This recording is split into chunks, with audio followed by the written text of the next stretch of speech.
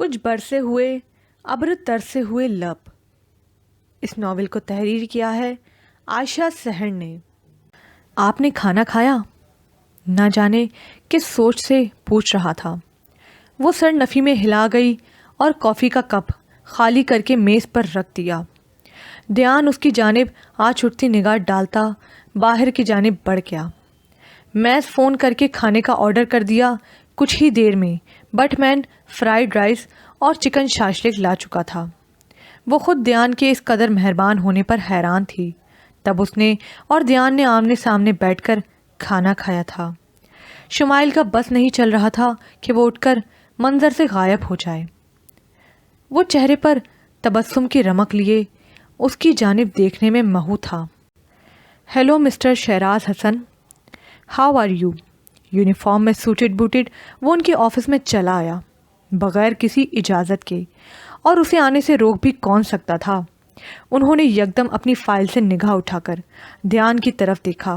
چہرے پر ہزاروں سلوٹیں بنی تھیں، مگر اگلے ہی پل وہ کرسی کی پشت سے ٹیک لگائے اس کی جانب متوجہ تھے۔ میں تو بالکل ٹھیک ہوں، تم سناؤ کیسے آنا ہوا؟ اب تو آنا جانا لگا ہی رہے گا، اس بات کی ٹینشن نہ لیں۔ ایسا کون سا تیر مار دیا ہے تم نے؟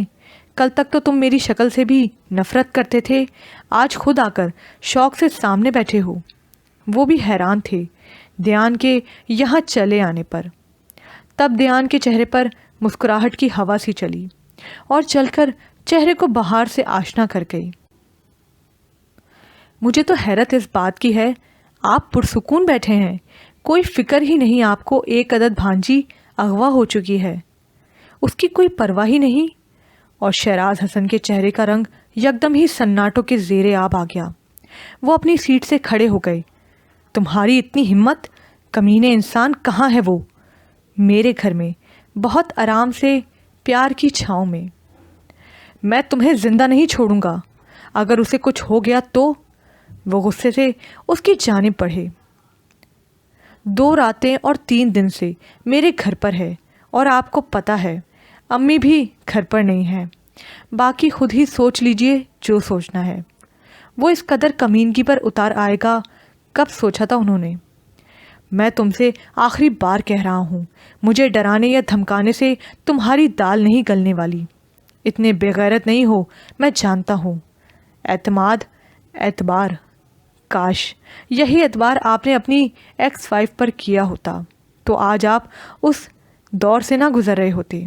دھیان نے اپنی آنکھوں میں غصے کے ڈھیروں شعلے جلا کر کہا، میں تمہارا گناہ گار ہوں، اس بچی کا کیا قصور؟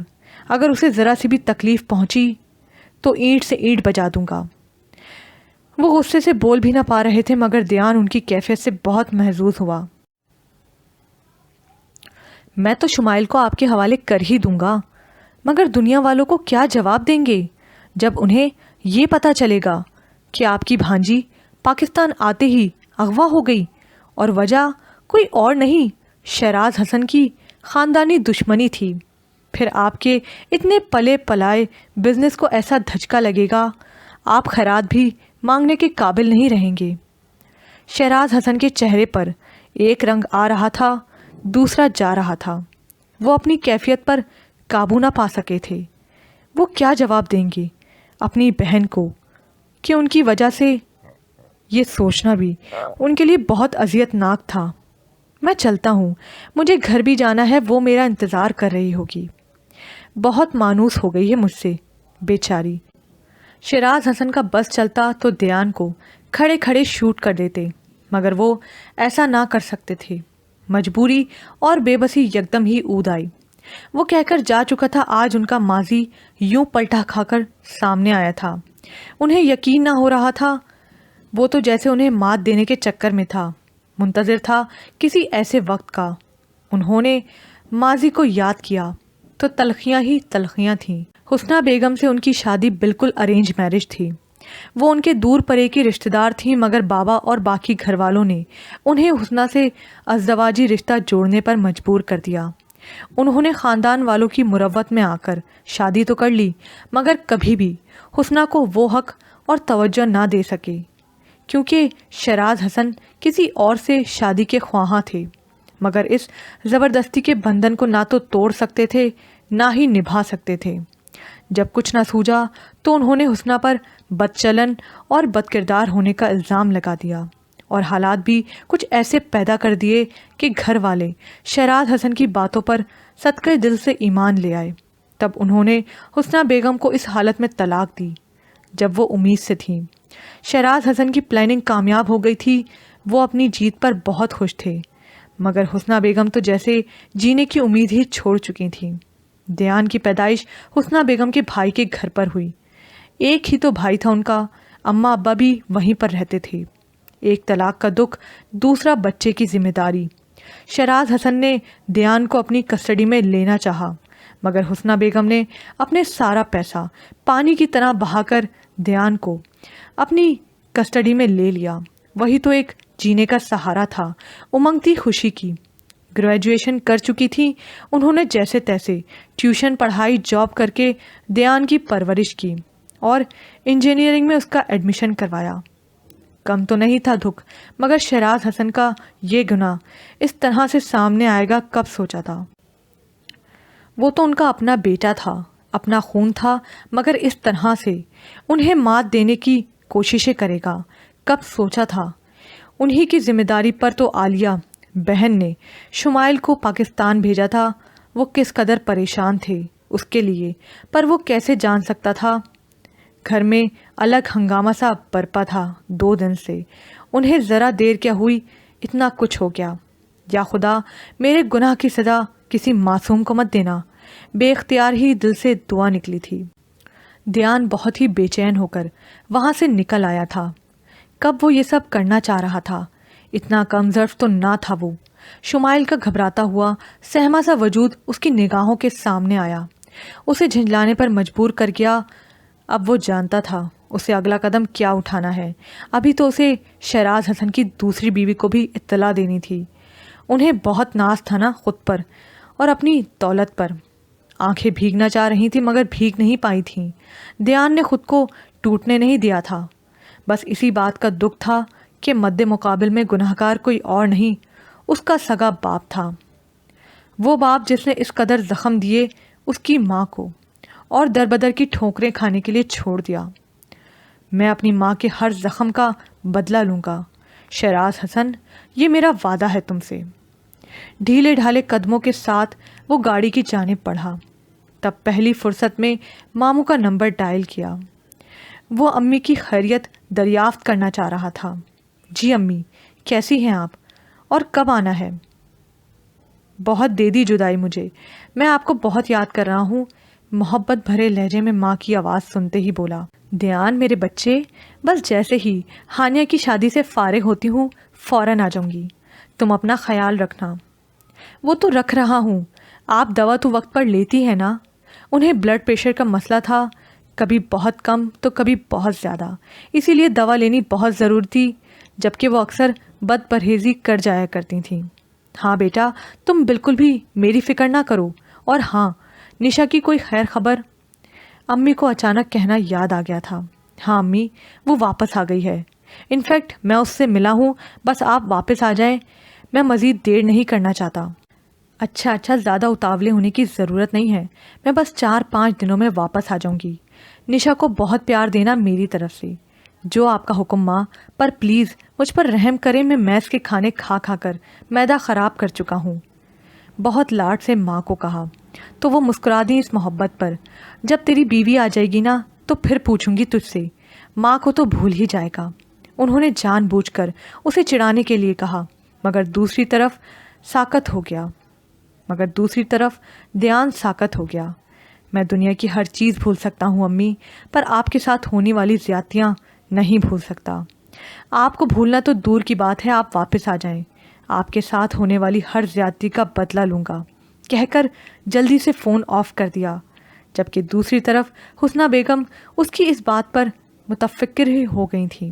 نہ جانے وہ کیوں ابھی تک کچھ نہیں بھولا تھا۔ وہ بتانا بھی کب چاہتی تھی، مگر جس بات کا پتہ چلنا ہوتا ہے اسے چھپانا بھی کہاں کا انصاف ہے۔ وہ فون کو ہاتھ میں پکڑے بیٹھی رہ گئیں۔ حسنہ نے کب اس شخص سے بدلہ لینا چاہا تھا، उसे बर्बाद करने का कब सोचा था, मगर जब वो ध्यान को बाप के प्यार के लिए तड़पता हुआ देखती तो रह ना सकती, रो पड़ती, सिसककर पूरी रात गुजार देती। अभी कहीं जाकर तो वो संभल पाया था जब से निशा मलिक उसकी ज़िंदगी में आई थी। वो तो उसे कब से ध्यान की दुल्हन बनाने के ख्वाब देख रही थी। अभी तो वो सोच ही रही थी कि फ़ोन की घंटी बजी तो वो फ़ोन की तरफ देखने लगी। कमरे में इस वक्त उनके सिवा कोई न था, सो फ़ोन उठा लिया। दूसरी तरफ हेलो करने पर छिंगाड़ता और चीखता लहजा एक बार फिर एहसासात को मंजमद करने को बेकरार था। जो खेल तुम माँ बेटा खेल रहे हो, मैं कभी भी कामयाब नहीं होने दूंगा। खुद तो यहाँ बैठी हो और बेटा पूछा है उससे कि क्या करता फिर रहा है। वो शहराज हसन की रुआबदार आवाज़ से ना तो खौफजदा हुई थी, ना ही कोई असर लिया था। वो मेरा बेटा है शहराज, कोई भी ऐसा काम नहीं करेगा जो तुम्हारी फितरत और शौक का हिस्सा हो। हुस्ना ने भी दो बदू जवाब दिया। वो ध्यान के बारे में एक लफ्ज़ गलत ना सुन सकती थी। ज़बान संभाल कर बात करो। अगर मैंने अब तक तुम्हारे बेटे को ढील दी है तो खुशकिस्मती है उसकी, वरना जो वो कर रहा है एक मिनट भी जिंदा ना छोड़ता उसे। मुझे अपने एहसान की बात मत बताओ, बेटा वो तुम्हारा भी है, खून है तुम्हारा, माना के तुम बेगैरती की हर हद पार कर चुके हो, मगर तुम उसे हाथ भी नहीं लगा सकते, मैं जानती हूँ। सो भूल जाओ कि ऐसा कुछ भी होगा। बड़ा जम है अपने बेटे पर और ख़ुद पर। अभी जब तुम्हें पता चलेगा कि मैं क्या करने वाला हूँ तो तुम्हारे होश तुम्हारे भी काबू में ना रहेंगे। वो भी अपने नाम के एक ही साबित हुए थे। इतनी गुफ्तगू में वो खुद समझ ना पाए थे कि वो ध्यान के लिए ऐसा क्यों कह रहे हैं। क्या किया है मेरे बेटे ने शहराज हसन? वो कांपते लहजे में पूछ गई, मगर आवाज़ करख थी। मेरी फूल सी भांजी को अगवा करके वो मुझसे बदला लेना चाहता है, मुझे बर्बाद करने की सोच रहा है। बहुत ही घटिया हरबा इस्तेमाल किया है। और हुस्ना बेगम के चेहरे पर एक रंग आ रहा था, दूसरा जा रहा था। फिर शहराज हसन ना जाने क्या क्या कहता रहा था, वो कुछ सुन ना पाई। ध्यान से उन्हें ऐसी कोई तवक्को ना थी। वो तो निशा मलिक की बात कर रहा था, उससे शादी करने का सोच रहा था। तो अभी समझाओ उसे, चुपचाप छोड़ दे उसे, वरना मेरे लिए उस पर कोई मदगन लगाना मुश्किल ही कब है, कहकर तेजी से फ़ोन क्रेडल पर पटक दिया। तुम क्या करने वाले हो ध्यान? दोनों हाथों में सर दिए वो अपने बेटे की इस हरकत पर रो दी थी। हालांकि उन्हें तो खुश होना चाहिए था कि कोई तो तीर हाथ लगा, कोई तो राह निकली शहराज हसन को ज़ेर करने की। ध्यान की सारी गुफ्तगू उनकी समझ में आने लगी थी। तो वो उनके साथ होने वाले जुल्म का बदला किसी मासूम से लेना चाहता है। क्यों? उन्होंने ध्यान से बात करने का सोच लिया।